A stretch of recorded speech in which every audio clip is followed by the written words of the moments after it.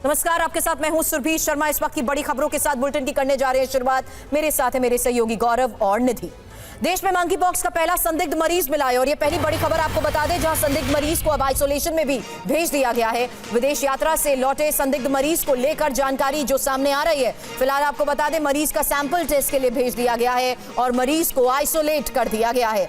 तो विदेश यात्रा से लौटे संदिग्ध मरीज के बारे में खबर ये कि एमपॉक्स का ये पहला मामला है और इस बीच जानिए कि किस तरीके से देश में मंकी पॉक्स के पहले संदिग्ध मरीज के मिलने के बाद ये खबर सामने आ रही है और फिलहाल बताया जा रहा है कि उन्हें आइसोलेशन में भेज दिया गया है और सैंपल टेस्ट के लिए भेज दिया गया है। और मंकी पॉक्स के संदिग्ध मरीज पर स्वास्थ्य मंत्रालय का बयान, संदिग्ध मरीज की जांच चल रही है। स्वास्थ्य मंत्रालय ने कहा फिलहाल चिंता की कोई बात नहीं। कुमार कुंदन ज्यादा जानकारी के साथ जुड़ चुके हैं। कुमार, बताइए और क्या जानकारी इस मरीज के बारे में? व्यक्तिगत जानकारी गौरव अभी शेयर नहीं किया गया है, उसकी कई सारी वजह हैं, लेकिन इतना जरूर है कि केंद्रीय स्वास्थ्य मंत्रालय ने इस बात की जानकारी दी है कि जो नोडल अस्पताल है एमपॉक्स के लिए जो बनाया गया था, उस अस्पताल में फिलहाल मरीज को रखा गया है और अभी मरीज की हालत बिल्कुल स्थिर है, क्योंकि उसमें कुछ लक्षण पाए गए और ये लक्षण एमपॉक्स से मिलते जुलते हैं। अभी जो सस्पेक्ट के तौर पर उसे देखा जा रहा है। इस बीमारी को लेकर जो कोई भी टेस्ट होते हैं वो सारे टेस्ट उसके किए जा रहे हैं और स्वास्थ्य मंत्रालय का साफ कहना है कि अगले 1 से 2 दिन में सारी जानकारी पता चल पाएगी और यह देखने की कोशिश की जा रही है कि मरीज और कौन कौन से लोगों के नहीं, लेकिन कुमार विदेश से लौटा है तो किस देश से लौटा है ये जानकारी मिली? अभी उसकी हालत कैसी है, सीरियस है या ठीक है, क्या है जानकारी इस बारे में? देखिए, जहां तक विदेश से लौटने की बात है तो उसकी ट्रेवल हिस्ट्री से ही पता चला कि उसे इस तरह की परेशानी हुई है और जब उसको एमपॉक्स के लक्षण देखे गए और जब वो डॉक्टर के पास गया और उसने बताया कि मैंने यहाँ ट्रेवल किया है और पता चला कि वो देश में ऑलरेडी एमपॉक्स के कई सारे मामले हैं। इसके बाद सरकार उस पूरे मामले में हड़कंप मचा और यह जानने की कोशिश की गई कि कहीं ये एमपॉक्स ही तो नहीं है, क्योंकि कई सारे लक्षण थे वो एमपॉक्स से मिलते जुलते थे। यही वजह है कि उसको तत्काल प्रभाव से आइसोलेशन में डाला गया है और सरकार ने नोडल अस्पताल में उसको एडमिट करवा दिया है। ठीक है, बहुत शुक्रिया आपका कुमार इन तमाम जानकारियों के लिए। और आइए खबरों में आगे बढ़ते हैं। हिमाचल प्रदेश के चंबा में रेलिंग में फंसा बच्चे का सिर, रेलिंग तोड़कर बच्चे को फिर निकाला गया। काफी वक्त तक रेलिंग में फंसा रहा ये बच्चा, जिसका सर फंस गया और उसके बाद वहां पर स्थानीय लोगों ने बच्चे को निकाला। ये देखिए, ये रेलिंग के बीचों बीच बच्चे का सर फंस गया है और उसके बाद इस बच्चे को निकाला गया। जो वहां पर लोग मौजूद थे, पहले रेलिंग को तोड़ा गया और फिर उसके बाद बच्चे को निकाला जा सका। बच्चा अब सुरक्षित है, बच्चे को निकाला जा चुका है। लेकिन ये जो पूरी घटना है उसकी तस्वीरें आप तक हम पहुंचा रहे हैं। रेलिंग में जब बच्चे का सर फंस गया तो उसके बाद बच्चा देखिए रो रहा है, चिल्ला रहा है और उसके बाद रेस्क्यू के लिए पूरी रेलिंग को तोड़ा गया। आसपास की जो रेलिंग है उसे तोड़ा गया और फिर बच्चे को निकाला जा सका।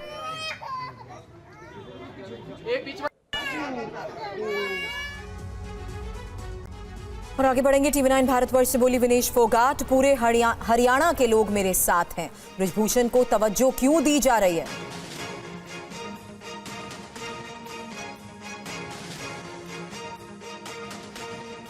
विनेश फोगाट मेरे साथ हैं। विनेश, TV9 पे आपका स्वागत है। सबसे पहले बताइए कि खेल के मैदान से राजनीतिक मैदान में कैसा लग रहा है, कैसा जा रहा है? और मैं जब जुलाना आया तो लोग ये कह रहे हैं कि हम विधायक नहीं मंत्री चुन रहे हैं, खेल मंत्री। देखो जी, वो तो प्यार है अपने लोगों का। मैं बिना मेडल के आई हूँ तब भी इतना ही प्यार मिल रहा है। अभी ये सब इनकी भावना है, इनका प्यार है और बस कदर करती हूँ मैं इनकी भावनाओं की। जो भी प्यार मिल रहा है, सम्मान मिल रहा है, तो भाग्यशाली हूँ मैं बहुत ज़्यादा। जैसे आपने ज्वाइन किया कांग्रेस, बृजभूषण ने कुछ आरोप लगाए, कहा कि आपको कांग्रेस ने बिठाया था, आपने जूनियर खिलाड़ियों का हक मारा है, बिना ट्रायल के वहाँ चलेगी और उन्हीं की बद्दुआ लगी है कि आप फाइनल में जो है डिस्क्वालीफाई हो गई। आप बृजभूषण को इतनी तवज्जो क्यों दे रहे हो? मेरे को तो ये समझ में ही नहीं आ रहा है। जो पूरा देश जो बातें बोल रहा है, जो उनकी भावनाएं हैं, अगर आप उनको पूछोगे तो मुझे ज़्यादा खुशी होगी इस बात की। आप उसको इतना बड़ा, इतना मान मत बनाओ। उसके ऊपर केस चल रहा है और वो जल्दी उसका रिजल्ट सामने आएगा। वो क्या बोल रहा है उसका कोई तथ्य है नहीं, बिना हाथ पैर की बातें कर रहा है, बौखलाया हुआ है पूरा। उसको पता है कि सच्चाई पूरे देश के सामने आ गई है। अब अनाप शनाप कुछ भी बोले, अपनी मर्यादाएं तो उसने पहले भी तोड़ी हैं, अब भी वो तोड़ रहा है। तो इंसान तो है नहीं, वो नैतिकता तो उसमें थी ही नहीं कभी भी। ठीक है, उसकी तो छोड़ दो बात। हालांकि बीजेपी ने नसीहत दी उनको कि ज़्यादा मत बोलिए। वो तो मुझे नहीं पता, ठीक है, वो बीजेपी नसीहत देती तो इतना चीज़ें आगे नहीं बढ़ती ना। बीजेपी बात ही यही, नसीहत नहीं देती उनको। अगर नसीहत देती उनके बेटे को कैसे टिकट दे दिया, तो वो सब तो कहने की और बोलने की बातें हैं। और जो उन्होंने कहा कि कांग्रेस ने बिठाया था, आप कह रहे हैं बीजेपी ने बिठाया था ना, वो तो आप लोगों को भी पता है कि जो लेटर पे साइन था, जो परमिशन लिया था उस दिन का, वो बीजेपी के लोगों ने तो लिया था। तो कैसे बोल सकते हो, कैसे बोल सकते हो कि खुलासा कर दीजिए नामों का। नाम पता है आप सबको, आप बताओ ना। नहीं, आप बताओ ना अपना, मैं क्यों खुलासा करूं? वो तो बीजेपी वालों से करवा लो खुलासा, जब वो लोग डिबेट में आते हैं या जो भी बोलते हैं वो बता देंगे सच्चाई। ये बताइए कि इस्तीफा आपने दे दिया है, लेकिन अड़चन अभी भी है, रेलवे ने स्वीकार नहीं किया है, तो कहीं आपका नॉमिनेशन तो नहीं फंस जाएगा? कोई बात नहीं। लोगों का प्यार बहुत है मेरे लिए, ठीक है, और रेलवे का मैं शुक्रगुजार हूँ। इन्होंने इतने साल में रेलवे में रही हूँ, मुझे मान सम्मान प्यार मिला है। और आगे जो भी होगा वो तो हम लीगली भी उस चीज़ को देखेंगे। और क्योंकि मैं अपोजिट पार्टी से लड़ रही हूँ इसलिए नहीं है, नहीं तो अभी चरखी दादरी से जो जिन्होंने फॉर्म फिल किया, एक ही रात में संडे को उन्होंने इस्तीफा दिया और उनका अप्रूव भी हो गया। तो ये तो मुझे पता था होने वाला है। हम रोड पे बैठते हैं तब भी उधर से पकड़े फेंक देते हैं, ओलंपिक्स में जाते हैं वहाँ से भी खींच के ले आते हैं। अभी ये कर रहे हैं, ये भी तो देश उनकी निष्ठाएं देख रहा है ना, वो किस हद तक गिर सकते हैं। और हम उनकी सच्चाई दिखाना चाहते हैं, वो किस हद तक गिर सकते हैं बस। और हरियाणा की जुलाना विधानसभा सीट से कांग्रेस उम्मीदवार विनेश फोगाट ने चुनाव प्रचार की शुरुआत कर दी है। इस मौके पर विनेश का भव्य स्वागत किया गया।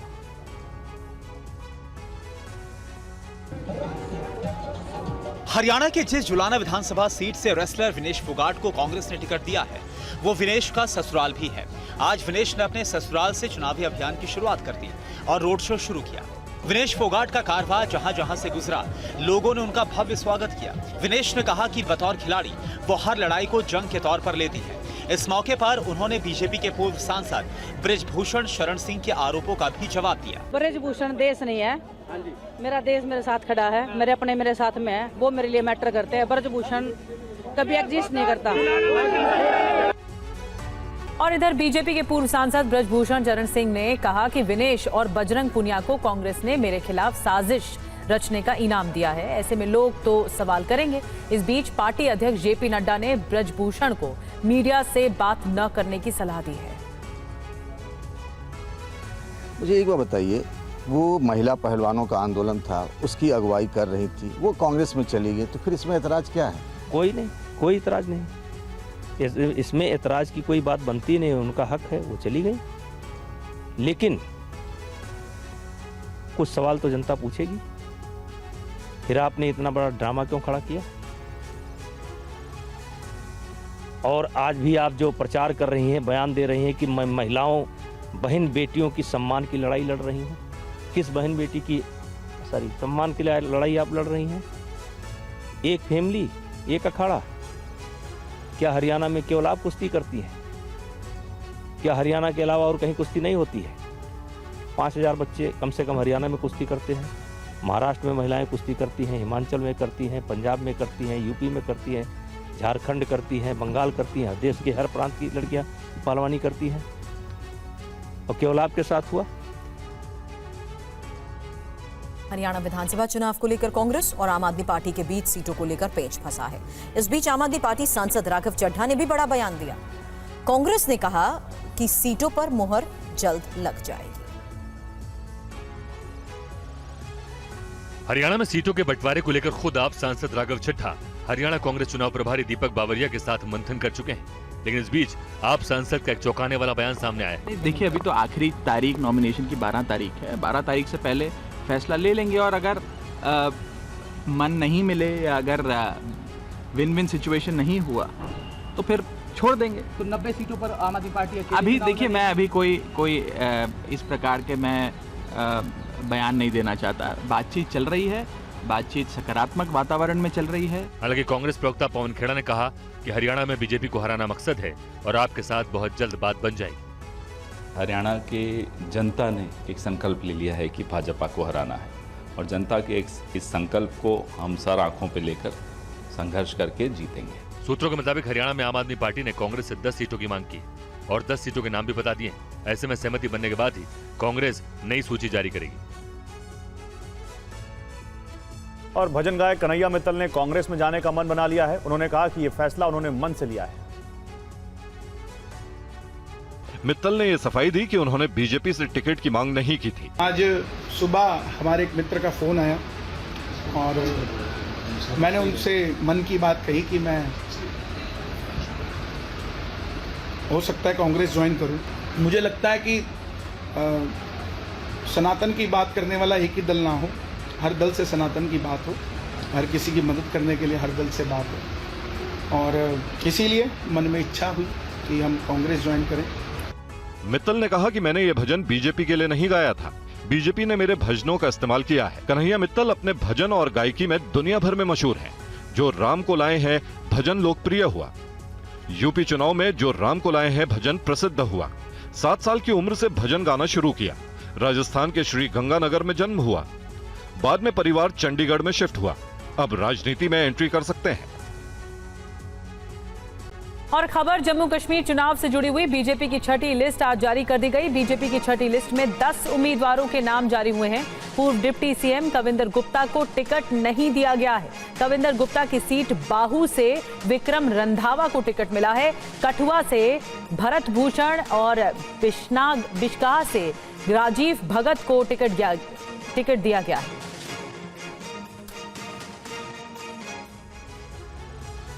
भारतीय जनता पार्टी ने जम्मू कश्मीर विधानसभा चुनाव के लिए अपने उम्मीदवारों की छठी लिस्ट जारी कर दी है। इस लिस्ट में कुल 10 उम्मीदवारों के नाम हैं।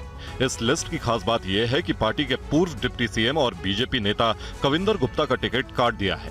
कविंदर गुप्ता गांधीनगर सीट से चुनाव लड़ते थे, जिसे परिसीमन के बाद बाहू विधानसभा सीट के नाम से जाना जाता है।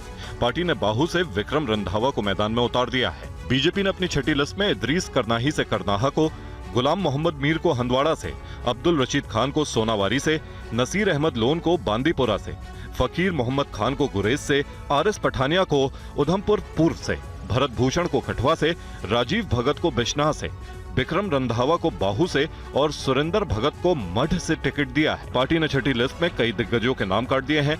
उधमपुर से पवन खुजरिया का पत्ता साफ हो गया है और उनकी जगह आरएस पठानिया को मौका दिया गया है। कश्मीर के करनाहा से मोहम्मद इदरिस को मैदान में उतारा गया है। बीजेपी ने अब तक 57 सीटों के लिए उम्मीदवार घोषित कर दिए हैं, जिसमें 24 मुस्लिम उम्मीदवार हैं। और जम्मू कश्मीर के रामबन की एक रैली में रक्षा मंत्री राजनाथ सिंह ने कहा कि जब तक देश में बीजेपी है, कोई पार्टी जम्मू कश्मीर में धारा 370 फिर से बहाल नहीं कर सकती। राजनाथ सिंह ने नेशनल कॉन्फ्रेंस और कांग्रेस गठबंधन के चुनावी वादों पर भी सवाल उठाए। बहनों भाइयों, जिस समय धारा 370 को हमारे प्रधानमंत्री ने समाप्त किया, उस लोग कहते थे धारा 370 समाप्त करेंगे तो जम्मू कश्मीर में आग लग जाएगी। बहनों भाइयों, धारा 370 डंके की चोट पर हम लोगों ने समाप्त कर दिया। किसी मां के लाल में हिम्मत नहीं है कि अब रिवाल्वर उठाकर किसी के सीने पर अपनी गोली चलाए। लेकिन कांग्रेस पार्टी जिस नेशनल कॉन्फ्रेंस के साथ गठबंधन कर रखा है, उस नेशनल कॉन्फ्रेंस ने अपने चुनावी घोषणा पत्र में कहा है, हम आएंगे तो जो धारा 370 समाप्त की गई है उसे हम बहाल कर देंगे। बहनों भाइयों, मैं आपसे पूछना चाहता हूं, क्या चाहते हैं आपकी धारा 370 जो समाप्त हुई वह बहाल हो जाए? या किसी के पास कलेजा नहीं है बहनों भाइयों के अब धारा 370 को यहां पर बहाल कर सके? और रक्षा मंत्री राजनाथ सिंह ने कहा है कि पाकिस्तान पीओके के लोगों को विदेशी मानता है, ऐसे में उन्हें भारत का हिस्सा बनना चाहिए। राजनाथ ने कहा, हम पीओके के लोगों को अपना मानते हैं। यहां पर 5 सालों में आपको जानकर खुशी होगी, शायद आंकड़ों की जानकारी आपको नहीं होगी, 40,000 की भर्तियां हम लोगों ने की है। 40,000 की भर्तियां की हैं। और हमारा एक बगल में पाक अधिकृत कश्मीर है, पीओके। क्या बतलाऊं मैं पीओके के बारे में? बहनों भाइयों, यहां भी सरकार बनाई है। यहां के विकास को देखकर पीओके के लोग कहेंगे कि अब हम पाकिस्तान के साथ नहीं रहना चाहते, हम भारत के साथ जाना चाहते हैं।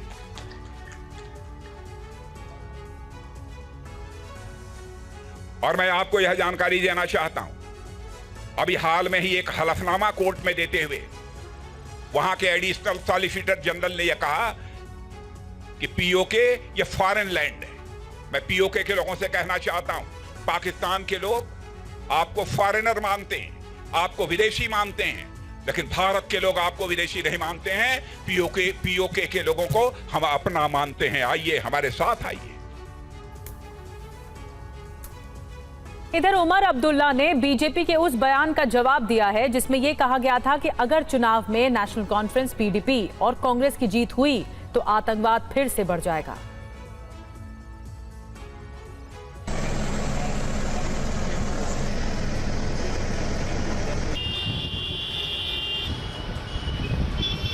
नेशनल कॉन्फ्रेंस के नेता उमर अब्दुल्ला ने कहा कि उनके 6 साल के शासन में घाटी में आतंकवाद कम हुआ, जबकि पिछले 5 साल में जम्मू कश्मीर में आतंक का ग्राफ बढ़ गया। उमर अब्दुल्ला ने कहा कि बीजेपी जानती है कि उनकी पार्टी ने आतंक के खिलाफ सबसे ज्यादा बलिदान दिया है। मिलिटेंसी के खिलाफ अगर किसी एक तंजीम ने कुर्बानियां दी वो जम्मू कश्मीर नेशनल कॉन्फ्रेंस ने दी। मुझे अफसोस होता है जब वजीर आजम साहब, वजीर दाखिला साहब इस तरह की बातें करते हैं, क्योंकि चलिए सियासी इख्तिलाफात हो सकते हैं, लेकिन हकीकत को इस तरह से मतलब तोड़ मरोड़ के पेश करना ये गलत बात है।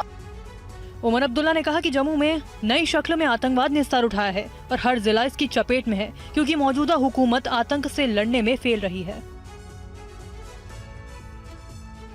जम्मू कश्मीर की जनता को पार्टी के मैनिफेस्टो पर कितना भरोसा है और नेताओं के वादों को वो कैसे देखते हैं, देखिए बडगाम से संवाददाता महराज अहमद की ये रिपोर्ट। युवा ने आपने पहले भी देखा होगा, जब इंजीनियर साहब यहाँ पे आ गए थे वोट मांगने, तो युवा ने पूरा कंट्रीब्यूट किया है उस वोट में। सर इस बार भी युवा खुद सारे वोट डालेंगे इंशाल्लाह, लेकिन यहाँ पे चेंज चाहते हैं, डेवलपमेंट चाहते हैं। कोई आएगा वहाँ से यहाँ पे इलेक्शन लड़ने के लिए, ऐसा नहीं चलेगा। हमने अपना एक इंडिपेंडेंट कैंडिडेट खड़ा किया है ताकि यहाँ पे डेवलपमेंट हो। ये जो यहाँ पे बडगाम में अभी ड्रग्स वगैरह बहुत ज्यादा चल रहा है। जी सर, बडगाम की सीट जो है वो हॉट सीट बन गई है। अब ये पूरी जम्मू कश्मीर को पता है कि हम भी मुकाबला करेंगे इंशाल्लाह और हमारी जीत हमारी है। तो बडगाम की यूथ अभी एक्साइटेड है क्योंकि 10 साल के बाद असेंबली इलेक्शन होने जा रहे हैं यहाँ पे। बडगाम की यूथ बहुत एक्साइटेड है क्योंकि वो डेवलपमेंट चाहती है, वो चेंज चाहती है अपनी कॉन्स्टिट्यूंसी में। इसके लिए हम यहाँ पे यूथ मतलब इतने अभी क्यूरियोसिटी में है क्योंकि लोग अभी मतलब चेंज चाहते हैं। यूथ का एक सोचिए, चाहे शिया हो या सुन्नी हो, हम एक ही सोच रखते हैं, वो है चेंज, डेवलपमेंट। और यूपी के सीएम योगी का एनकाउंटर पर बड़ा बयान, गुंडे माफिया परलोक सिधार जाएंगे, जो दुस्साहस करेगा उसका राम नाम सत्य हो जाएगा। विरासत में सत्ता मिलती है, बुद्धि नहीं, ये कहा योगी आदित्यनाथ ने। एक गुंडे और माफिया एक एक करके यमलोक की यात्रा के लिए प्रस्थान कर जाएंगे और जनता जनार्दन के साथ अन्याय का हिसाब चुकता होगा। याद करिए 17 के पहले, याद करिए 17 के पहले पुलिस पहले भागती थी, पीछे पीछे गुंडे दौड़ाते थे। आज 17 के बाद उल्टा हो गया है। अब गुंडा और माफिया भाग रहा है, पुलिस उसको दौड़ा रही है, और अगर उसने कहीं कोई दुस्साहस किया तो फिर वहीं पे राम नाम सत्य है, यह भी तय हो जाता है। बहनों और भाइयों, सरकार चलाने के लिए जज्बा चाहिए। सरकार चलाने के लिए दिल भी चाहिए और दिमाग भी चाहिए। सत्ता विरासत में मिल सकती है, बुद्धि विरासत में नहीं मिलती है। और आपको बता दें बड़ी खबर, लखनऊ नगर निगम मुख्यालय में बड़ा हादसा हो गया है। लखनऊ नगर निगम मुख्यालय में छत का प्लास्टर गिर गया। रविवार होने की वजह से ऑफिस में कोई था नहीं, छुट्टी का दिन नहीं होता तो बड़ा हादसा हो सकता था, नुकसान हो सकता था। छत का प्लास्टर कुर्सी पर गिरा है, तस्वीरों में आप देख पा रहे हैं। कंप्यूटर, प्रिंटर सब इसमें दिख रहे हैं। छत का जो प्लास्टर है वो इन सब पर गिर गया। चारों तरफ प्लास्टर के टुकड़े दिखाई दे रहे हैं।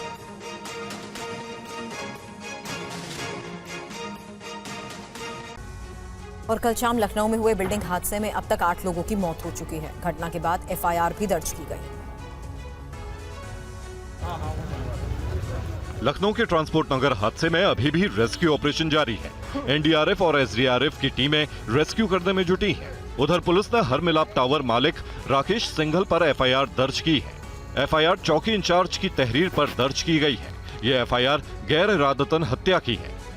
वहीं बिल्डिंग हादसे के बाद कमिश्नर ने जांच के लिए पीडब्ल्यूडी के चीफ इंजीनियर की अध्यक्षता में कमेटी बनाई है। कमेटी ध्वस्त बिल्डिंग की स्ट्रक्चरल जांच करेगी। साथ ही पता लगाया जाएगा कि आखिर 13 साल में ही बिल्डिंग कैसे गिर गई। मलबा हटने से पहले कमेटी अपनी जांच पूरी करेगी। शुरुआती जांच के मुताबिक बिल्डिंग के बेसमेंट में काम चल रहा था, इसी वजह से हादसा हुआ। बिल्डिंग में तैनात सिक्योरिटी गार्ड ने बताया कि पहले एक अंदर का पिलर धंसा और कुछ देर बाद बारिश होने लगी। उसी समय बिल्डिंग गिर गई। हादसा ट्रांसपोर्ट नगर में शनिवार शाम हुआ। 3 मंजिला बिल्डिंग भर-भरा कर गिर गई थी। एसडीआरएफ की 2 और एनडीआरएफ की 4 टीमों ने रेस्क्यू किया। प्रशासन ने एहतियात के तौर पर आसपास की बिल्डिंगों को खाली करा दिया है। और बिहार के बक्सर में मगध एक्सप्रेस की कपलिंग टूट गई, जिसकी वजह से ट्रेन 2 हिस्सों में बंट गई।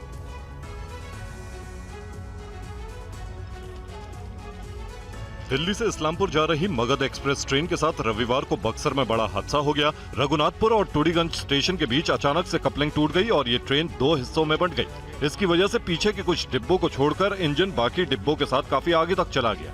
हालांकि लोको पायलट को मामले की जानकारी हुई तो उसने रेलवे के उच्च अधिकारियों को सूचित किया। इसके बाद कई वरिष्ठ अधिकारी मौके पर पहुंचे और खामियों को दुरुस्त कर ट्रेन को आगे रवाना करने की कोशिश की गई। हादसे में किसी जान माल के नुकसान की कोई खबर नहीं है। रेलवे के अधिकारियों के मुताबिक यह हादसा बक्सर डीडीयू पटना रेल खंड पर हुआ है। उस समय down Magadh express Raghunathpur station से आगे टूडीगंज की ओर बढ़ रही थी।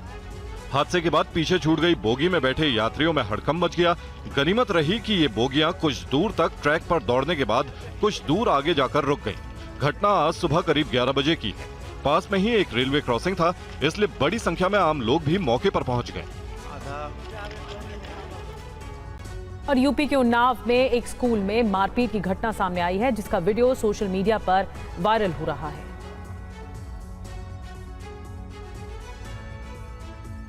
क्लासरूम में बच्चे पढ़ाई कर रहे हैं। टीचर बच्चों को कुछ समझा रहे हैं। तभी कुछ लोग क्लासरूम में दाखिल होते हैं और एक स्टूडेंट को मारने लगते हैं।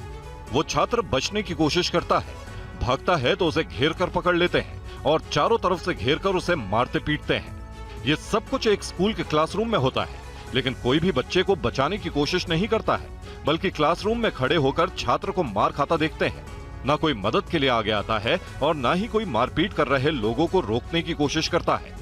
मारपीट की यह घटना उन्नाव की बंगरमऊ के एक निजी स्कूल में घटी है। बताया जा रहा है कि 31 अगस्त को स्कूल की ही एक छात्रा की छात्र से लड़ाई हुई थी।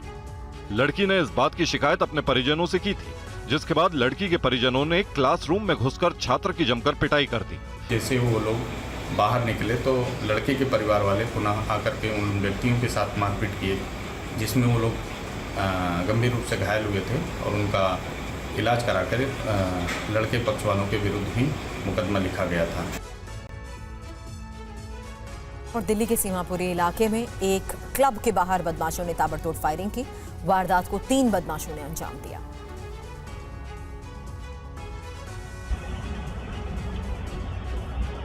घटना के सीसीटीवी में देखा जा सकता है कि सबसे पहले ये शख्स आता है, क्लब के गेट पर मौजूद बाउंसर को धमकाता है। महिला बाउंसर को भी धमकाता नजर आ रहा है। इसके बाद 2 और शख्स आते हैं, सभी बाउंसर को घुटनों पर बैठने के लिए कहता है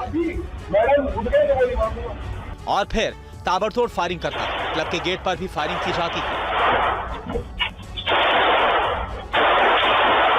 फायरिंग के बाद हवा में हथियार लहराते हुए तीनों युवक यहां से चले जाते हैं। फायरिंग हवा में की गई थी, इसलिए गोली किसी को नहीं लगी, लेकिन ये बाउंसर इतने डरे सहमे हैं कि तीनों शख्स के जाने के बाद भी ये बाहर निकलने की हिम्मत नहीं जुटा पा रहे हैं। फायरिंग का मकसद क्लब मालिक को धमकाना और रंगदारी वसूल करना था। शूटरों ने क्लब पर 1 दर्जन से ज्यादा गोलियां चलाई।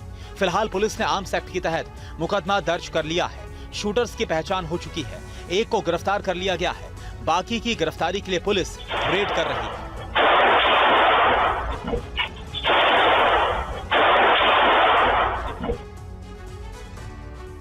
और टीएमसी के राज्यसभा सांसद जवाहर सरकार ने इस्तीफा दे दिया है। आरजी कर मामले में टीएमसी के रुख पर भी उन्होंने नाराजगी जताई है।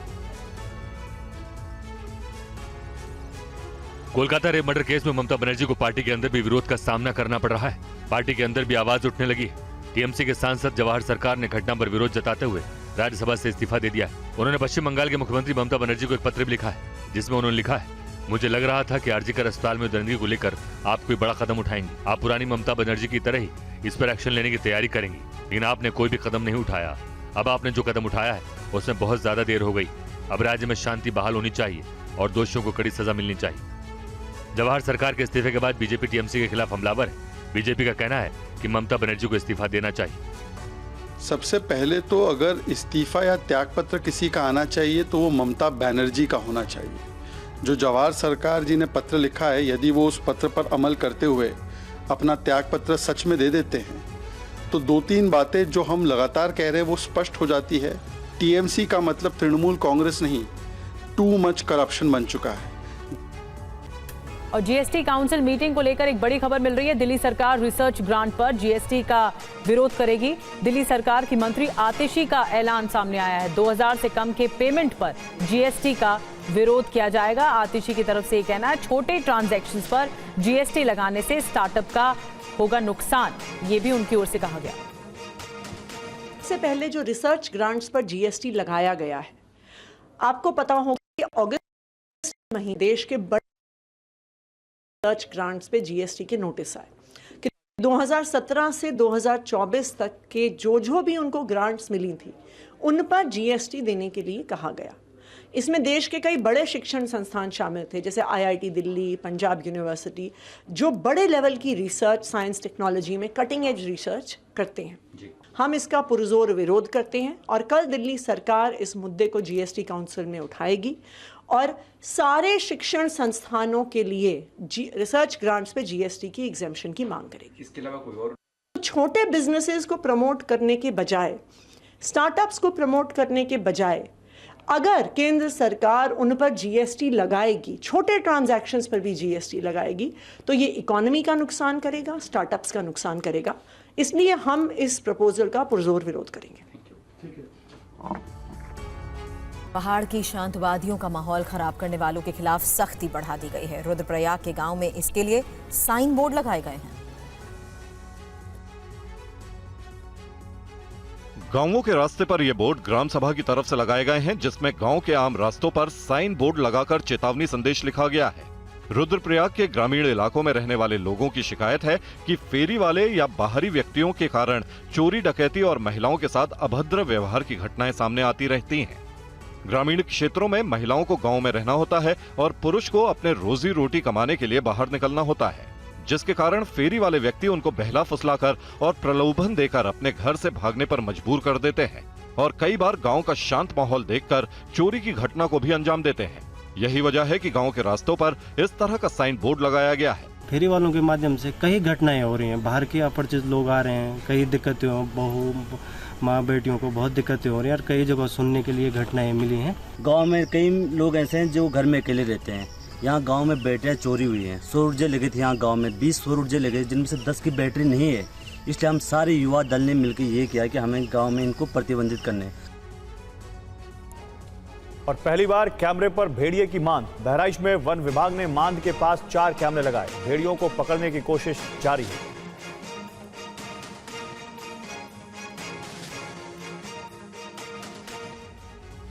सिकंदरपुर गांव के घने जंगलों में मौजूद है। सिकंदरपुर गांव से करीब 5 किलोमीटर अंदर जंगल है और वहां पर ये विशालकाय पीपल का जो पेड़ है वो यहां पर मौजूद है और इसमें आपको दिखाते हैं सबसे पहले भेड़िया की उस मांद को जहां पर ये रहता है। ये देखिए, इस पेड़ के नीचे ये भेड़िया की मांद है। कैमरामैन मदन से कहना चाहेंगे, बहुत ही ताजी मांद है, यानी कि फिलहाल जो भेड़िया है वो ऐसा लगता है कि इसी मांद के अंदर रहता है। ये ताजी मिट्टी से बनाई हुई ये खोदी हुई मांद है। ये काफी गहरी मांद है जो इस विशालकाय पेड़ के दूसरी तरफ मिलती है। यहाँ पर कई ऐसी मांदें बना रखी है भेड़िए ने और बताया जा रहा है कि यहीं पर इसी जगह पर रहता है। अलग अलग जगहों पर जो मिट्टी खोद कर उसने यहीं पर मांद बनाई है। ये दूसरी एक छोटी सी मांद आपको नजर आएगी।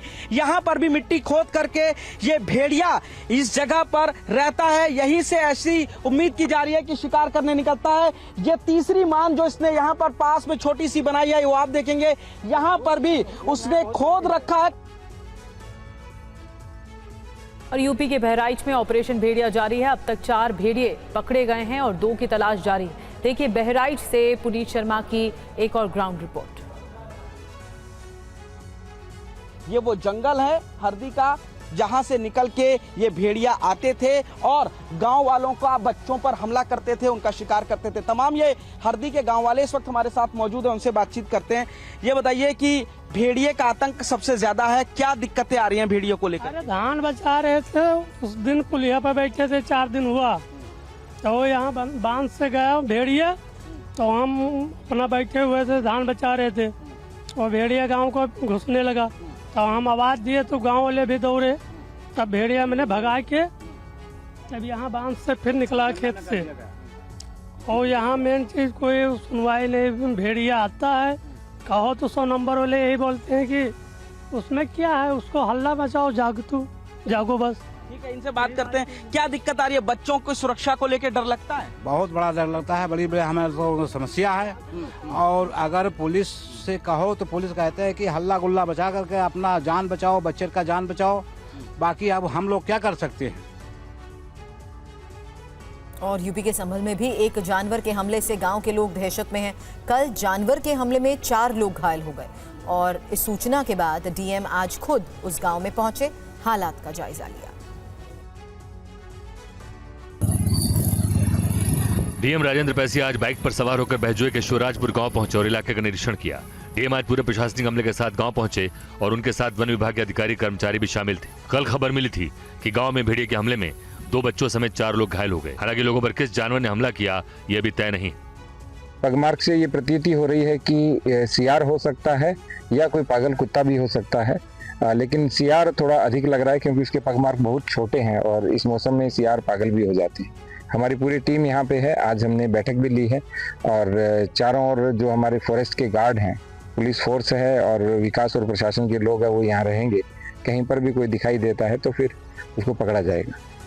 कल जानवर के हमले में एक महिला गंभीर रूप से घायल हो गई थी। हालात को देखते हुए प्राथमिक उपचार के बाद उन्हें अलीगढ़ में हायर सेंटर के लिए रेफर कर दिया गया है। अन्य घायलों को सामुदायिक स्वास्थ्य केंद्र बहजोई में भर्ती कराया गया है। उन्हें रेबीज का भी इंजेक्शन लगाया गया है। प्रशासन की टीम गाँव में डेरा डाले हुए और उम्मीद की जा रही है कि जल्द ही गाँव वालों को जानवर के आतंक से निजात मिल सकेगी।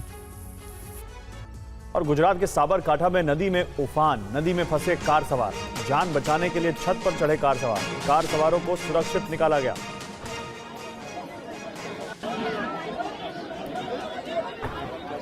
आप देख सकते हैं तस्वीरें कैसे साबरकांठा में एक पूरी कार नदी में डूब गई उफान आने से, और उसके बाद कार में सवार लोगों को कार की छत पर बैठकर अपनी जान बचानी पड़ी। रोड ऊपर रोटी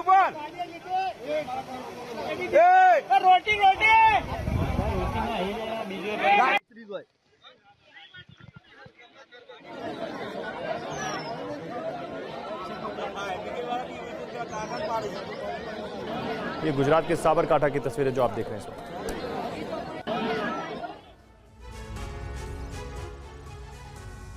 और अगली खबर आंध्र प्रदेश से है। आंध्र प्रदेश में एक बार फिर से भारी बारिश दर्ज की गई है। विजयवाड़ा में बारिश के बाद हालात गंभीर हो गए हैं।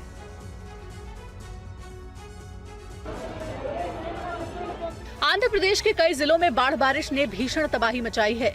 अभी भी काफी लोग बाढ़ में फंसे हुए हैं। वहीं विजयवाड़ा में कल हुई बारिश ने लोगों में एक बार फिर से डर और दहशत पैदा कर दी है। हालांकि बारिश के बाद एसडीआरएफ की टीमों ने तुरंत मोर्चा संभाल लिया। फंसे हुए लोगों को पानी से बाहर निकाला गया। लोगों को तत्काल मदद पहुंचाई गई। लोगों तक भोजन और पानी भी पहुंचाया गया। पे बहुत लोग पानी खाना नहीं सरकार गुजर रहे। आज को 4 दिन या 5 दिन हो रहा है। जो गवर्नमेंट सरकार है जरा अच्छा से काम कर रहा है, फिर भी और थोड़ा अच्छा काम करेगा तो सभी अच्छा से मिलेगा। मौसम विभाग की माने तो जमीन से बनने वाला साइक्लोन अरब सागर और जमीन की गर्मी की वजह से पैदा हुई नमी को खींचता है। इसी वजह से आंध्र प्रदेश में इतनी भीषण बारिश दर्ज की गई है। मौसम विभाग ने आंध्र प्रदेश के 9 जिलों में अलग अलग स्थानों पर भारी बारिश का अनुमान जताया है और ऑरेंज अलर्ट जारी किया है। मौसम विभाग ने एलुरु, अल्लूरी, सीतारामराजू, पार्वतीपुरम मान्यम, श्रीकाकुलम, विजयनगरम, पश्चिम गोदावरी, पूर्वी गोदावरी, एनटीआर और कृष्णा जिलों के लिए अलर्ट जारी किया है। और उत्तराखंड में लगातार लैंडस्लाइड को लेकर खबर आ रही है। जोशीमठ से लैंडस्लाइड का ये खौफनाक वीडियो देखिए।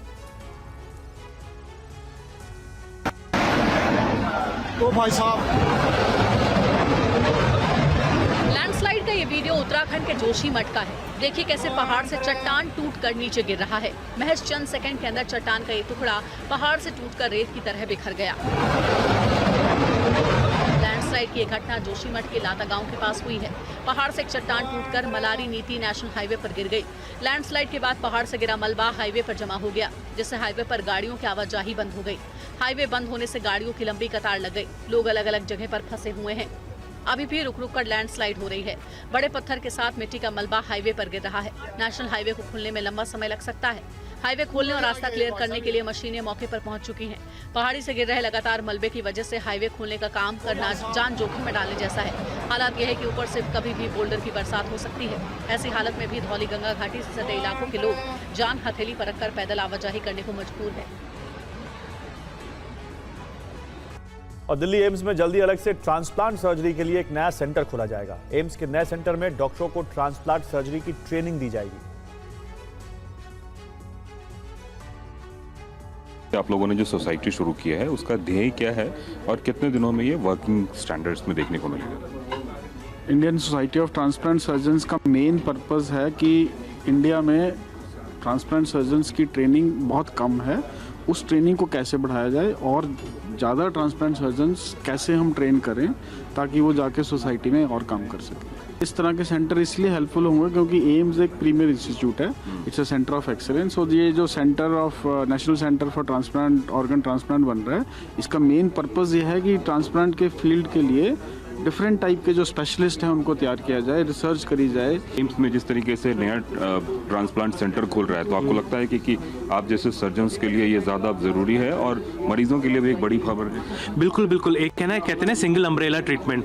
अगर एक सेंटर बन जाएगा वहाँ पर सारी सुविधाएं एक ही जगह प्रोवाइड करेंगे और फुल जिससे आप किसी चीज़ को डेडिकेटेडली करते हैं उसके रिजल्ट्स भी बहुत अच्छे होते हैं। तो मेरे ख्याल से बहुत ज़रूरी है कि एक ट्रांसप्लांट सेंटर हो जो पूरा डेडिकेटेडली ट्रांसप्लांट के लिए काम करे।